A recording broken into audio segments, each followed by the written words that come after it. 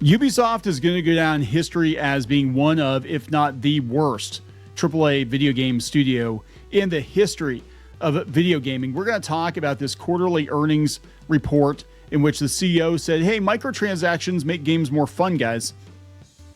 Yeah, microtransactions make games fun. We're going to talk about some other stuff that this guy has said. Is it Guillaume? And I can't believe he said that out loud. He said the quiet part out loud. We're going to talk about that. We're going to talk about the reaction to Stop Killing Games, which is basically tough. Tough. There's an end of life to all these things. And then we're going to talk about them addressing wokeness. Apparently, they don't think their games are very woke. This whole thing is just bizarre. I mean, this company is just a train wreck, and this probably explains why they needed Tencent to bail them out. Now, for those of you who don't know, Tencent is buying into the company, but then they're going to split off their better-known franchises into another company, and then they're probably going to lay everybody else off, and basically just kind of, it's kind of like in Batman, the bat cycle inside the Batmobile. Like they blow up the Batmobile, but there's a bat cycle inside of it. That's what they're trying to do. They're going to blow up the Batmobile. They're going to get away on the bat cycle, and they're going to live again to screw players over. So let's talk about this. Before we get into it any further, please subscribe for more pop culture news, views, and rants. Guys, go out to news.clownfishtv.com for more gaming news, pop culture news, and podcasts that you will not find on YouTube. Check it out, news.clownfishtv.com. So where should we start with this? Man, a lot of things. He addressed Star Wars Outlaws. He basically said the problem with Star Wars Outlaw was that Star Wars isn't popular anymore. We'll talk about that. Let's go with this one. Let's see here. Ubisoft. This is coming from Game Reactor. Ubisoft. Microtransactions make games more fun. In a move that feels straight out of the did they really say that playbook, Ubisoft now claims that microtransactions don't just boost revenue, they actually make games more fun, guys. More fun. They argued that microtransactions, those in-game purchases we all know and love to grumble about, are not just a revenue stream, but actually enhance the gameplay experience.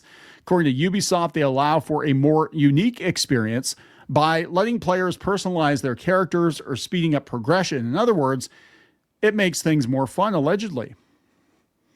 They said that they doubt anybody would agree with this. The statement reeks of the same PR speak EA once used to defend loot boxes, surprise mechanics. Unsurprisingly, Ubisoft's stance has stirred up a small storm across online forums and social media. Microtransactions may be deemed acceptable in free-to-play games. Yeah, I think that's acceptable. The general consensus remains that implementing them in full-price titles like Assassin's Creed Shadows feels like borderline daylight robbery. Are we allowed to criticize Assassin's Creed Shadows? Is it safe? Are we racists and bigots and misogynists and homophobes if we criticize that game? Ubisoft reports around 58% of their PC revenue came from digital add-ons, and despite the backlash, the company maintains this model is both sustainable and future-proof. No, your stock wouldn't be in the gutter if players liked it. I think this is, they said, what do you think? Do microtransactions really make the games more fun, or is Ubisoft just spinning another excuse to dig deeper into players' wallets? I think we already know the answer to that one. It's an awful company, I tell you. This company is just absolutely awful. So let's see, what else do we have? Ubisoft chief confronted in person. This comes from GameFile. He was confronted in person with questions about woke content and Stop Killing Games. This is Stephen Totillo wrote this. It said the moment that saw Twitter briefly become real life, Ubisoft CEO was face-to-face last week with a shareholder and gamer who pressed him on two of the most strident online criticisms about the company, one expressing animus over the Black Samurai in this year's Assassin's Creed Shadows, and the other about a popular web petition decrying game publishers for rendering aging games unplayable. Woke or not woke? The shareholder asked Ubisoft's, said Yves Guillaumat, is that how you pronounce his name? During the Q&A portion of the company's shareholder meeting in Paris via an official live translation of the event. And later from the same questioner, regarding Stop Killing Games, do you support the petition? I'll share the full question and his lengthy answers below. Spoiler, he didn't take the woke bait and said we wanted to showcase characters with heroic journeys. As for the petition, he said the company is working on the online games issue. Yeah, Japan really hated Assassin's Creed Shadows. They absolutely despised it. They viewed it as a retcon of their history and in some cases insulting of their culture. But that's okay. You know, they want characters with having a heroic journey. All right. They said usually, let's see, they're doing the shareholder meeting. They were asked about lessons learned from Star Wars Outlaws failure in terms of sales, aside from the design issues. You know, the Outlaws was released at a time when the brand that it belonged to was in a bit of choppy waters. That is an understatement. Star Wars is a dead brand. That being said, the game wasn't that great, but the brand itself is dead. And I do agree. I think if Star Wars was still popular, more people would have given it a chance. Doesn't help that the protagonist was beaten with an ugly stick. Doesn't make you a misogynist for pointing that out, right? Or pointing out that the game was virtually unplayable in a lot of ways, and literally nobody is talking about it now. They were asked by one shareholder, I'm very unhappy with the catastrophic share price with minus 40% over 10 years. Yeah, just everything's a disaster. Everything's a disaster here. So this is coming from the Gamer. So I want to take his paywalled article here. The Gamer said, woke or not woke? Ubisoft CEO was asked a bizarre question about Assassin's Creed Shadows in a shareholder meeting. When the shareholders are asking you if the game is woke, if it was too woke, maybe there's a problem. I'm just saying, maybe there's a problem. Ubisoft shareholder accuses the company of pushing a leftist political agenda. Yes, really? Well, okay, so here's the question, right? Okay, regarding Assassin's Creed Shadows, there's been a lot of controversy regarding that game. Ubisoft has been accused and criticized for this wokeist trend. I mean, this is happening in 16th century Japan, and the main character is an African samurai. That's a bold choice by Ubisoft. In the story, he falls in love, and that's one of the possibilities of the game. He gets to fall in love with a transgender character. So is this woke or not woke? They continue leaving it on this. Is that a show of openness on your part, or are you going to backtrack and backpedal on that leftist political agenda? Oh my God, guys, I can't believe this comes from the Gamer. I can't believe that they dared ask him that. The bigots and the homophobes. This is the Gamer that also called for a boycott of Hogwarts Legacy, and it went on to become the best-selling game of that year. So, what I'm saying is just like, I don't think you have to listen to anything they have to say, and they're probably going to be gone here soon anyway, given the way that these websites are going. In the video, you can see some attendees toward the front laughing and smiling. I can't say why this is, but certainly amusing to hear an investor suggest that Ubisoft has bowed down to leftist ideals. Well, they have. It's very obvious. So the CEO is one to answer the question. He said, when you get to play the game, you understand the game is full of characters, and the characters actually blend in with the game. That's a non-answer. In regard to this particular game, what was our goal? We wanted to showcase characters with heroic journeys. So he just like sidestepped this. This is an actual character. This is someone who really existed, and showcasing that character has been extremely successful. Press X to doubt. Actually, the character, right? The character of Yasuke, we don't know exactly what his role was, how much of an effect he had on history, if he was actually a samurai, we don't know. The Japanese don't even know. The version of Yosuke that everybody is seeing in media is basically a fictional creation of a white dude who put a book out, historical fiction. And it just kind of took off, and now there's like an anime and a Broadway play, and it's just like, God, so stupid. Just how ridiculous that this is blown up. And now it's basically like you're treating this character like for 100% certain, we are 100% certain this is who he was and this is what his life was like, but whatever. But yeah, he sidestepped that. Now, he also talked about stop killing games, and this is where it gets really interesting. The publisher is working on improving its approach to end-of-life support, but that nothing is eternal, guys. He addressed the Stop Killing Games consumer rights campaign, stating that end-of-life support for old online games is a far-reaching issue, that the publisher is working on it.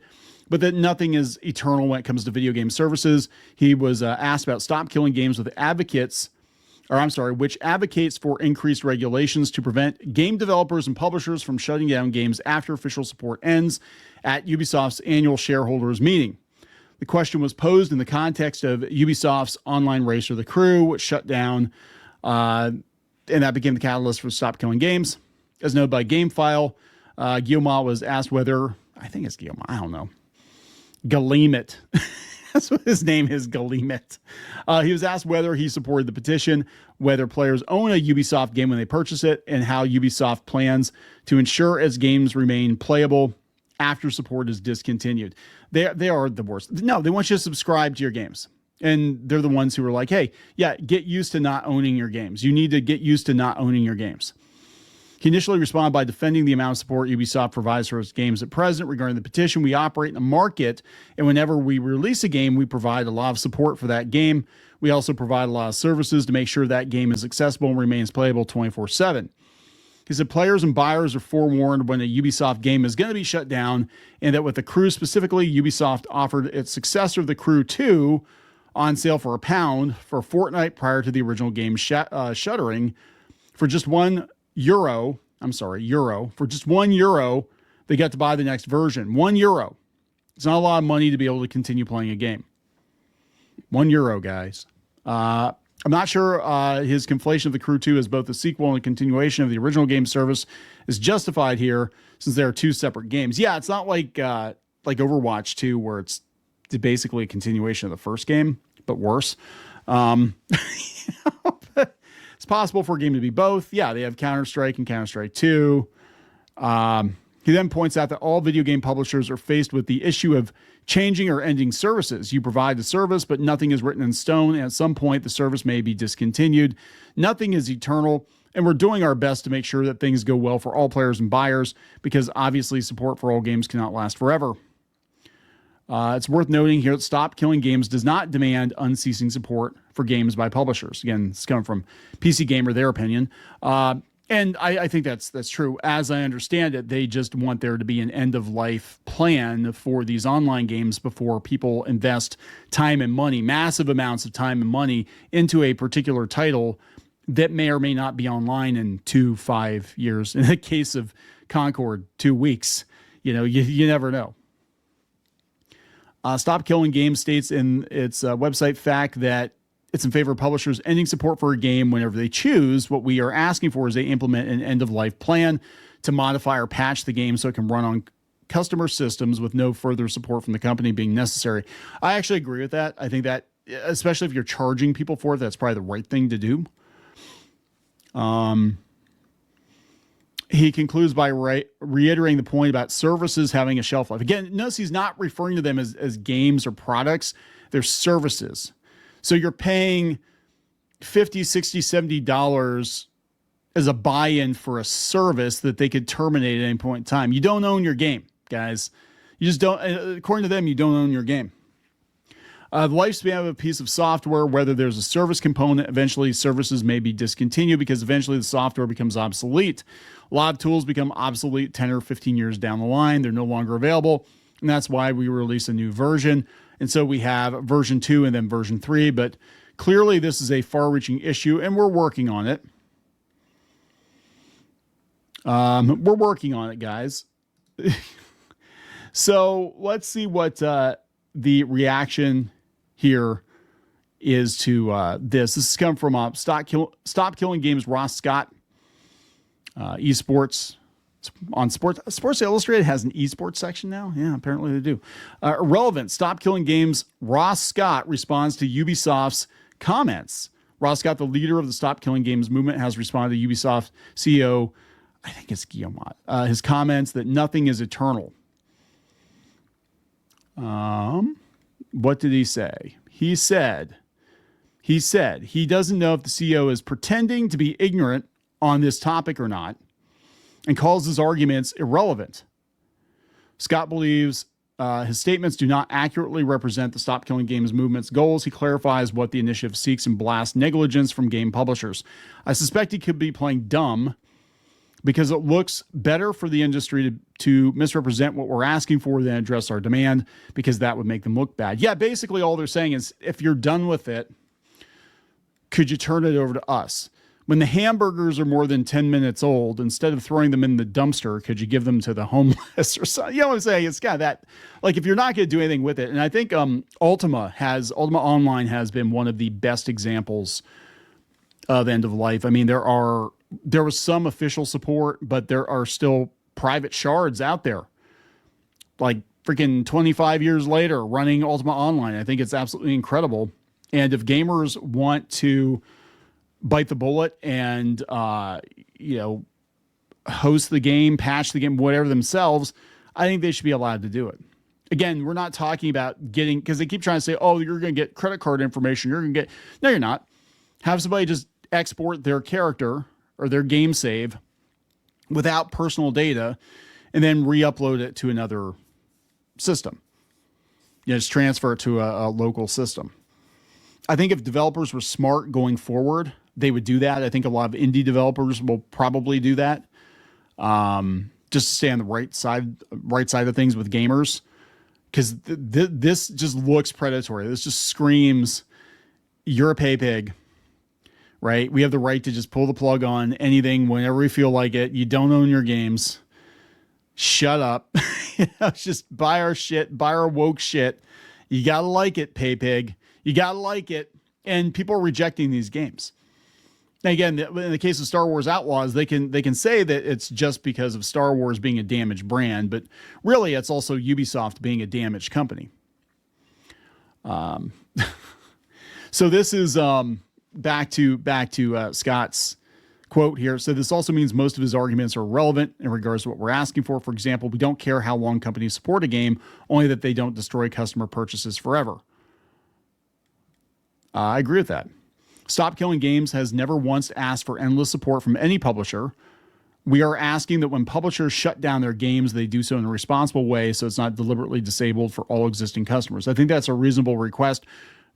When you've purchased a game, for sure. I mean, free to play, we can debate about that. But when you actually spent $50, $60, $70 for the base game, you should own something, in my opinion. The practice of video games being effectively destroyed is entirely preventable when planned for from the beginning, including ones designed to connect the publisher while they're being supported. It's only negligence that this happens at all. Yeah, the thing to do would be like, hey, we're going to wind down official support for this thing in 6 months. Our contingency plan is, if you guys want to continue to host it yourself, here are the files to be able to do that. You can export your character minus credit card information or any personal details, and then just re-upload that information to a privately hosted server. And you can plan for that. It's like, oh, it's so hard to do. No, it's not. No, it's not. It's not that hard. And if somebody's got the power to do it, let them do it. I mean, I don't see what the problem is. Finally, in a direct response to the statement, Scott calls Ubisoft's aim to redefine basic commerce hostile to the consumer. Yeah, you don't own your games, guys. We don't want you to own your games because that's a one-time purchase. If you lease your games, you're paying us forever. And if you get bored of that game, that's okay. We pull the plug on and we come out with a new game. And then you just start paying us all over again.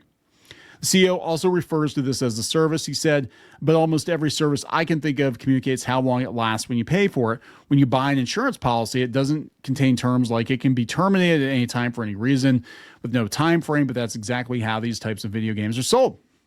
Customers have almost no protection at all to gamble how long their purchase will last. I think companies like Ubisoft are trying to redefine basic commerce in a way that's hostile to the consumer. I do agree with the statement about this not being unique to Ubisoft. This is a widespread problem in the industry. Yeah, I agree.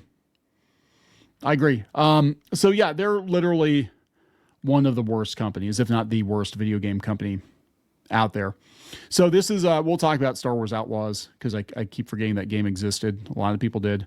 At the recent shareholder meeting, this is coming from insidergaming.com. The CEO fielded questions about Star Wars Outlaws and how it hadn't turned around the results expected of it. The sales targets weren't made clear, but whatever they were, Ubisoft fell far short of hitting them. To explain the downfall of Star Wars Outlaws, The CEO criticized the brand before talking about the game's technical performance. Wow, okay. For Star Wars Outlaws, we didn't reach our sales target.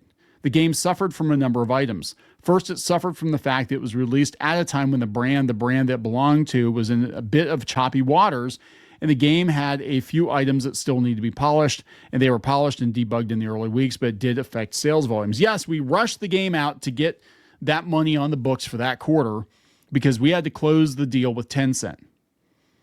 That's what was going on, and it probably killed them to push Assassin's Creed Shadows back because they needed to make things look really, really good to get the best deal that they could get with Tencent, in my opinion.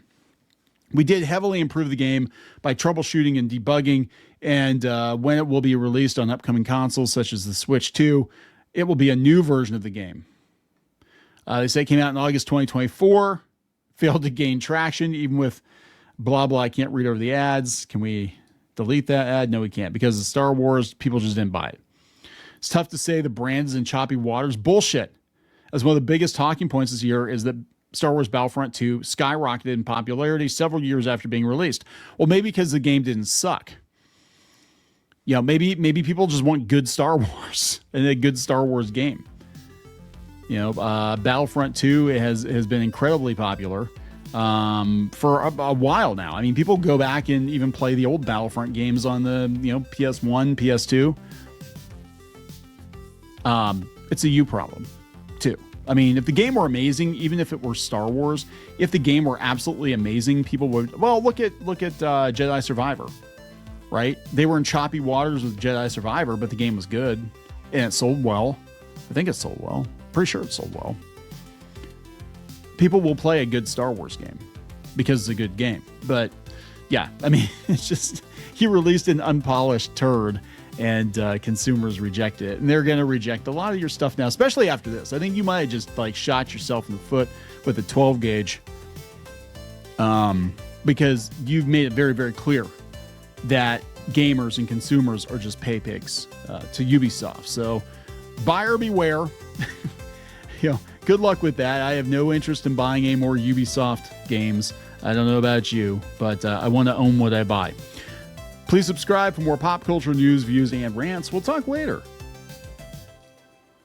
For more pop culture news, views, and rants, go to news.clownfishtv.com. That's news.clownfishtv.com.